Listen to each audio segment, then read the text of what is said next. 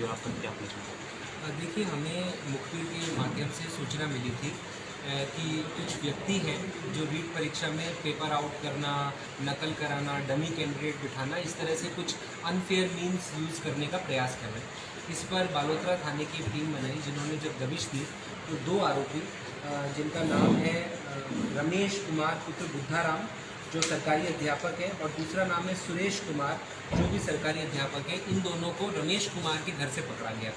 इनके पोजेशन से करीब 9.5 लाख रुपए कैश मिले, एक बिना नंबरी वाहन मिला, बहुत से बैंकों की passbooks, ATM card, credit card और बहुत सारे कुछ अभ्यर्थियों के एडमिट कार्ड मिले, जिन एडमिट कार्ड पर इन्होंने मिक्सिंग करा करके एक डमी कैंडिडेट की फ़ोटो लगाई हुई थी। जब हमने इनसे विस्तृत पूछताछ की तो इन्होंने बताया कि एक रमेश ढाका निवासी सांचौर है, जो भी सरकारी अध्यापक है, वो परीक्षा के दिन जब सेंटर में पेपर पहुंचते तब किसी माध्यम से उन पेपर्स को सोशल मीडिया पे प्राप्त कर एक अपना वॉर रूम टाइप बना रखा था, जिसमें वो भेजता, जहाँ हर विषय का एक्सपर्ट थे जो 15 मिनट में उस पेपर को सॉल्व कर देते, और उसके बाद वो पेपर जो अभ्यर्थी जिन्होंने इनको पैसे दिए थे उनके मोबाइल पर परीक्षा शुरू होने से करीब 2 घंटे पहले तक पहुंचा देते सॉल्व पेपर, जिनको कि वो याद करके परीक्षा में उनके माध्यम से उसको अटेम्प्ट कर सकते थे। इस पूरे के लिए वो 12 लाख रुपए पर कैंडिडेट चार्ज करते थे। यदि कैंडिडेट चाहता कि वो खुद परीक्षा नहीं देता या वो इस योग्य नहीं था, तो वो एक डमी कैंडिडेट्स भी इनकी जगह सेट करते थे। वो डमी कैंडिडेट्स भी अधिकांश गवर्नमेंट सर्वेंट ही है, सरकारी अध्यापक ही है, जो किसी न किसी कैंडिडेट के एवज में बैठते। डमी कैंडिडेट बनाने के लिए वो एक फेक एडमिट कार्ड बनाते, जिस पर दोनों लोगों की फ़ोटो को मिक्स करके एक फ़ोटो लगाई जाती, ताकि जो इन्विजिलेटर है वो फ़ोटो से कंफ्यूज हो जाए कि देने वाला, और उसको बेनिफिट ऑफ डाउट देते हुए परीक्षा देने दे। इस प्रकार हमने इनसे जब पूछताछ की तो कुल 22 लोगों को, हमने 2 लोगों को गिरफ्तार किया और 20 अन्य लोगों के नाम पता चले। इन 20 लोगों में 7 तो रीट देने वाले कैंडिडेट हैं। इन 7 कैंडिडेट के एवज में बैठने वाले 6 कैंडिडेट हैं। एक कैंडिडेट लड़की 2 जगह बैठती है, एक पहली पारी में, एक दूसरी पारी में। इस प्रकार उन लोगों का पता चला। इस गैंग में कुल 6 सरकारी टीचर, एक ई मित्र संचालक और एक पुलिस का कांस्टेबल भी शामिल है, जो कि इस पूरे को रन करने में हेल्प कर रहे हैं। तो हमने इन सबको नामजद किया है। अब जिन सेंटरों पे ये बैठ रहे हैं, ई मित्र वाले पे भी रात को दबिश दी गई पर वो मिला नहीं, रमेश ढाका के लिए दबिश दी गई पर वो मिला नहीं, अधिकांश लोग अब फरार हैं। ये सब लोग परीक्षा में बैठ रहे हैं, तो हम संबंधित परीक्षा सेंटरों को भी सूचित करेंगे ताकि वो अलर्ट रहें। इन लोगों को अगर वहाँ है तो पकड़ा जा सके, या कम से कम ये एग्ज़ाम नहीं देता है। इसके अतिरिक्त जब इनके हमने फ़ोन रिकॉर्ड्स और वो चेक किए तो ये पता लगा कि एक छमी मैडम करके शिक्षिका है, जो भी इस गैंग में बड़ा इम्पोर्टेंट रोल प्ले करती है। सबका अपना अपना रोल है। कोई कैंडिडेट को अप्रोच करता है, वो जो मैडम है वो ये बताती है कि इस कैंडिडेट की शक्ल से मिलता जुलता कौन कैंडिडेट बैठेगा। उनके इस तरह के चैट्स हैं कि भाई इसका रंग गोरा है तो इसके लिए गोरा, ये इसका रंग लंबा है तो इसके लिए एवज में एक लंबा डमी कैंडिडेट। इस प्रकार ये लोग कैंडिडेट्स भी आपस में सेलेक्ट करते थे ताकि वो पकड़ में नहीं आए। और उसके बाद कितना पैसा है और किस जो डमी बैठेगा उसको कितना पैसा मिलेगा, जो पेपर देगा उसको कितना पैसा मिलेगा, जो बीच का एजेंट है उसका, इस तरह से इनके पैसे के हिसाब, डिस्ट्रीब्यूशन वगैरह इनके फ़ोन चैट्स और उसमें बात आए हैं। जो रमेश कुमार है, इसने अपना पूरा फ़ोन फॉर्मेट किया हुआ है, तो अब इसको हम FSL भेजेंगे, रिकवर कराएंगे, तो उम्मीद है कुछ और भी इसमें जो है सूचनाएं आ सके। ये जो सुरेश कुमार पकड़ा गया है, इसने कबूल किया और इसके फ़ोन में मिला है कि एक व्यक्ति जो है जिसका नाम उगम दान है, उसके एवज़ में, जिसका नाम महेंद्र दान है, वो भूतपूर्व सैनिक है, उसके एवज़ में इसने अभी सब इंस्पेक्टर भर्ती परीक्षा खुद बैठ के दी है। और उसके पास उसका एडमिट कार्ड भी था, जिसमें सुरेश और महेंद्र दान की मिक्स करके फ़ोटो लगाई हुई है।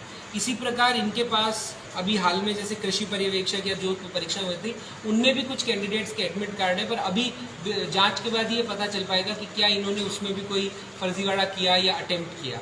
तो इस प्रकार इस पूरे गिरोह को पकड़ा गया है और अब इसमें डिटेल में जाएंगे और जितनी भी आगे कड़ी से कड़ी जो है जोड़कर और इसका खुलासा करने का प्रयास करेंगे। सर, मास्टरमाइंड कौन है इस पूरी गैंग का? देखिए, अभी कहना मुश्किल है। रमेश खुद एक बहुत बड़ा इसमें किंग पिन है, सुरेश खुद एक्टिव है, और जो रमेश जो पेपर सप्लायर था सो कॉल्ड इनका, वो और जो लेडी है छमी मैडम जो है, ये लोग मेन इनको रन करने वाले हैं। क्या इनके ऊपर भी कोई है या क्या ऊपर तार जाते हैं, वो डिटेल इंट्रोगेशन जब रिमांड लेंगे उसके बाद पता चलेगा। डूंगरपुर में जो भंवरलाल पकड़ा गया उसके कोई इनके उसका इनसे रिलेशन नहीं है। सर भंवरलाल के बारे में क्या कुछ जानकारी निकल कर आई है अभी तक? देखिए, ये जानकारी निकल के आई है, वो गिरा थाने की हिस्ट्री शीटर है, उसके खिलाफ 24 प्रकरण दर्ज हैं और वो एक बार क्रिमिनल केस की वजह से सरकारी सेवा से बर्खास्त हो गए, पर दोबारा सरकारी सेवा में आ गए। इसके लिए मैंने अतिरिक्त पुलिस अधीक्षक बाड़मेर को एक जांच भी दी है कि किस प्रकार उनका वेरिफिकेशन क्लियर हुआ या क्या गड़बड़ रही, वो उस बारे में जांच करेंगे तब क्लियर होगा। सर इसकी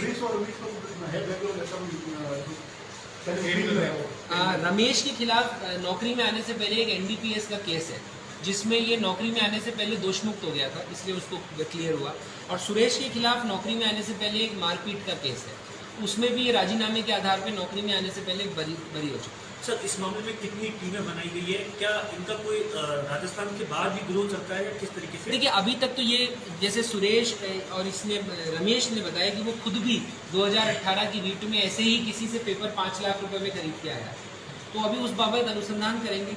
अभी हमने दूसरे जिलों की जो पुलिस है उनकी भी मदद ले रहे हैं, जोधपुर, जालौर, पाली, दबिशें देने के लिए, और हमने अपने ज़िले लेवल पे 4-5 टीम बनाई है जो इन सस्पेक्ट कैंडिडेट्स को पिक करना और इनसे आगे इन्वेस्टिगेट करने का काम करें। और सर इतना बड़ा खुलासा हो गया तो अब कितना बड़ा चैलेंज है? अगले कुछ घंटों में रीट परीक्षा है, तो उसके लिए क्या विशेष सतर्कता और कोई ऐसे कुछ जो सेंटर से चिन्हित किए गए जहाँ पर ऐसी कुछ आ सकता है? देखिए, ऐसा है कि अभी तक ये इससे क्लियर है कि कोई पेपर आउट नहीं हुआ है, और अगर पेपर आउट होने की संभावना है तो वो सेंटर पर ही है।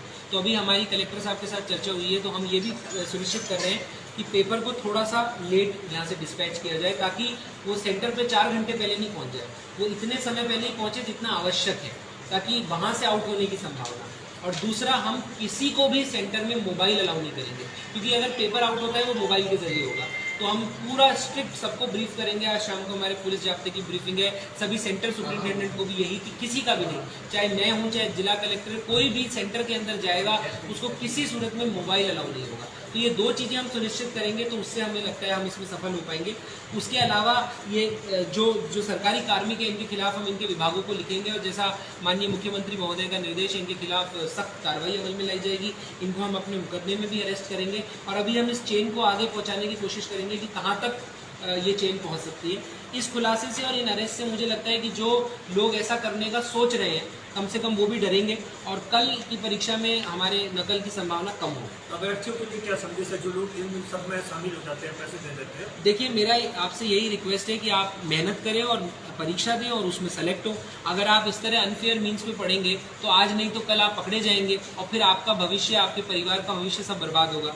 और ये जो सरकारी कर्मचारी इसमें इन्वॉल्व है, इनके लिए तो बहुत ही मेरा मैसेज है कि आप अपनी नौकरी से हाथ धो बैठेंगे, अपनी सामाजिक प्रतिष्ठा से हाथ धो बैठेंगे, अपने बच्चों के और अपने भविष्य से हाथ धो बैठेंगे, तो कृपया करके इस तरह छोटे छोटे लालच के लिए इस तरह की गतिविधियों में नहीं होगा। सर अगर आने वाले समय में इस तरह के कुछ नाम सामने आते हैं जो पूर्व भर्तियों में सेलेक्ट हो गए हैं इनके द्वारा, जो इस तरह की फर्जी एग्जाम, तो उनके खिलाफ भी क्या हम संबंधित विभागों को लिखेंगे, और मुझे पूरी उम्मीद है कि सरकार इसमें एक पॉलिसी लेकर के और इनके खिलाफ कार्रवाई करेगी। सर इसमें ज़्यादातर महिलाएं शामिल है, क्या ये लोग महिलाओं को आज में इस तरीके का पूरा रैकेट चलाते थे? देखिए, इनका ये कहना था कि ये उन कैटेगरी के कैंडिडेट्स को प्रेफर करते हैं जिनमें मेरिट कम जाती है, जैसे कि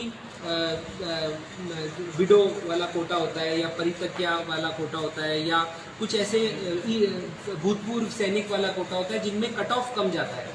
तो ऐसे में वो लोग क्या होते हैं, बिल्कुल प्रिपेयर्ड नहीं होते, तो वो भी इस जाल में फंस जाते हैं, और इनको बहुत कम क्वेश्चन करके और ये परीक्षा पास कर सकते हैं। जब हमने उनसे पूछताछ की तो उन्होंने बताया कि उनके पास पूरा उनको टिप्स पे है कि किस कैटेगरी के लगभग कितने क्वेश्चन करने पे पास होगा, उनकी उस तरह का उन्होंने एक्सरसाइज कर रखी है। तो वो इस तरह से, इसलिए महिलाओं की संख्या इसमें जो वास्तविक कैंडिडेट है ये भी यूजिंग तो बिल्कुल है, क्योंकि ये अपनी जगह किसी और को बिठा रहे हैं, उसका पैसा देने जाएगी तो अगर जाएंगे तो इनको गिरफ्तार करेंगे। हम संबंधित एसपीज को, संबंधित जो थाने हैं उनको आज चिट्ठी लिख रहे हैं, उनको सूचना दे रहे हैं। ठीक है, थैंक यू सर।